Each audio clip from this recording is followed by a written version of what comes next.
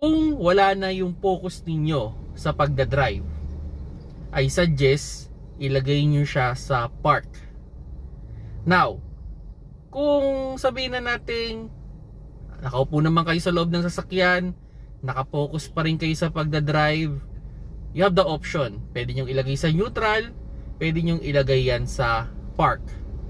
Ang maling idea lang is kung halimbawa bababa kayo ng sasakyan, huwag nyong iiwanan yung sasakyan na nasa neutral. Dapat yan ay nasa park.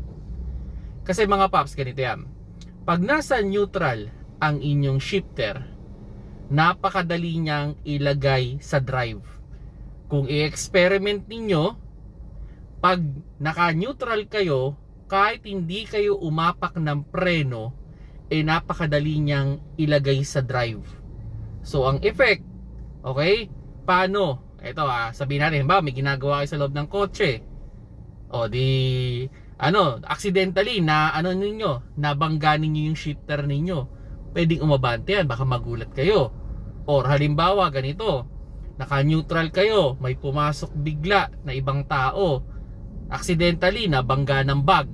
Or halimbawa may mga bata, okay, accidentally nasipa nila o na hawakan nila yung shifter ninyo, bumaba kayo, walang naka-assist dun sa mismong driver seat na iniwan nyo naka-neutral, pwedeng umabanting sasakyan. Paano nyo yun so babangga yan, diba?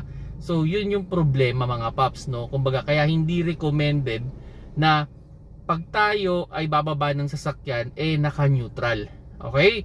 So yun naman yung idea dun sa park. Pag nasa park kasi yan, hindi mo yan matatanggal sa park kung hindi ka aapak ng preno. Kumbaga mas mataas yung kanyang safety features.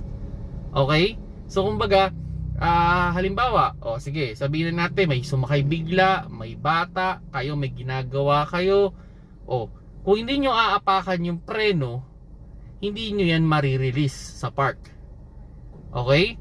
So ganun yung pinaka idea dyan.